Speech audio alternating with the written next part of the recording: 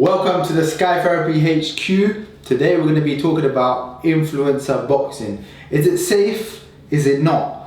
What can be done to make it more safer, or should it just be wiped out completely? Before we do that, let me introduce you to my right hand man sitting on my left, Azim Sky Therapy. Cool, so I'm a sports rehabilitator. What I specialise in is getting people back to full fitness, not just to their day-to-day lives, but also maybe even back into competitive sport. I've been working here almost coming up to a year now, and I look forward to seeing you guys more. Sweet, let's get into it straight away, yeah? Influencer, crossover boxing, do you deem it as safe? Do you deem it as unsafe? Do you know what? It depends. It entirely depends on if someone's got the right team. So obviously where you've been working with KSI, he's had a physio on deck there and then for whenever he needs it. But from what I've heard, a lot of these influencers are just jumping onto the scene without a proper team, like let alone a physio. They haven't even got proper personal trainers, boxing coaches, all that kind of stuff. So it depends how you approach it, I think. Some people that have come from a sporting background, so those that have jumped on the scene with a sporting background, they seem to kind of have the right team members in place.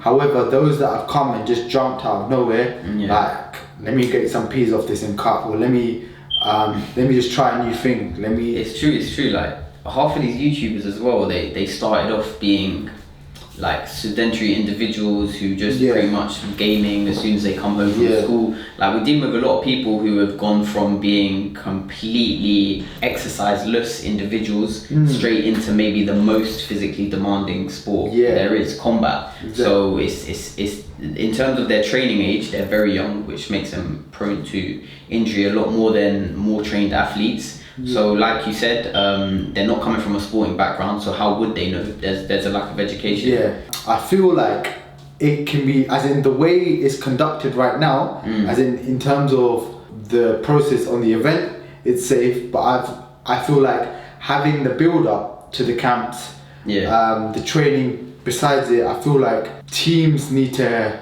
implement more, like you said, personal trainers, proper boxing trainers, physiotherapists, strength and conditioning coaches, exactly. So I feel like it is safe, but it can be safer. And like you said, injury prone, going straight into gaming to boxing, big jump.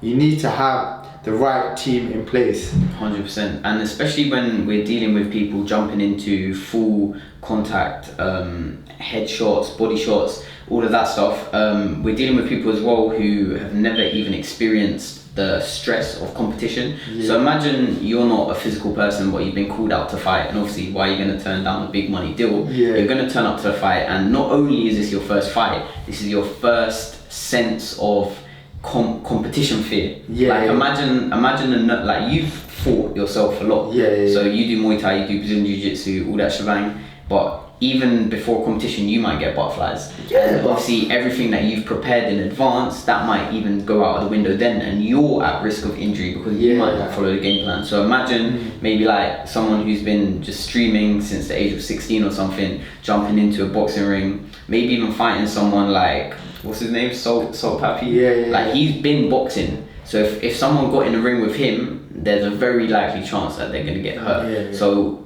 there's a lot that obviously me and you studied about injury prevention. So that's where I think maybe a lot of focus should be put towards. That's what we kind of feel at Sky Therapy. Like we feel like if we can prehab fighters to stop them from getting injured in the ring, why not? You know what I mean? The safety. We got these influencers on a 5-year deal with the Zone, have physios on deck, where if you get injured on the fight night, or if you need some sort of therapy on the fight night, it's there. You know what I mean? You've done like Muay Thai here and there.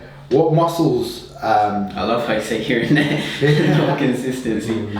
What muscles would you say are the most injury prone in a combat sport like boxing? If we're talking about Muay Thai, I think hip flexors for sure, because the amount of torque that you have to create with your hips, and people don't really train hip flexors. That's one thing I've noticed. Everyone's overtraining hip extension. So everyone's doing squats, lunges, deadlifts, all of that is hip extension. But how many people are actually balancing that out with the opposite movements such as hip flexion? Not that many, to be honest. And antagonists.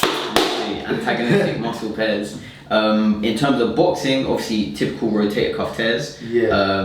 Consider someone's an untrained athlete. Yeah. Not only do they know little about training, they also know little about the ins and outs and specificities of boxing. So when you delve deep into boxing and the strength and conditioning of boxing, you'll notice a lot of fighters train their neck muscles in flexion, extension, rotation, side flexion, side bending, and that's all to further prevent the probability. You can't truly prevent injury, we say prevent the probability of an injury happening, because when you train those neck muscles eccentrically, you're able to absorb the shock of a punch. So even little tips like that may be the difference between you getting knocked out and you firming that punch and coming back with your own. Yeah, it's like basically hard whiplash, isn't it? Acceleration, deceleration. But if you got the strength to lessen the pull, then you know what I mean.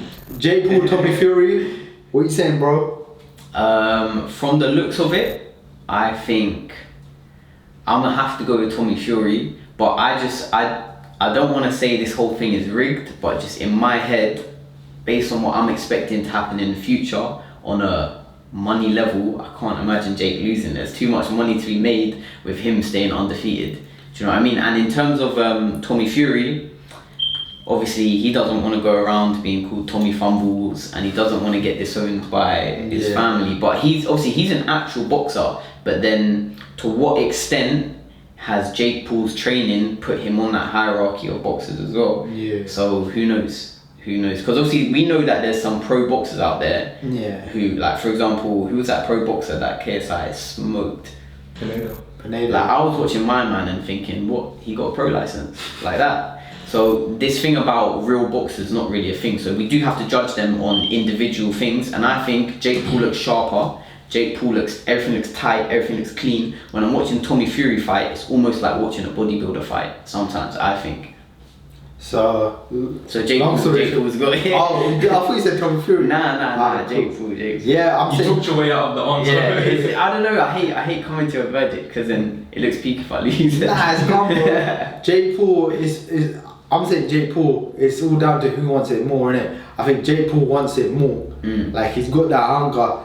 People have gone to his gym. They've seen, bro, this guy's taking this stuff seriously. He's got a gym set up. Got proper regimen to it. Tommy Fury, he's not serious, bro. Pulled out once, rib. Pulled out twice. Moving like a Dylan Dennis. Yeah, pulled out twice.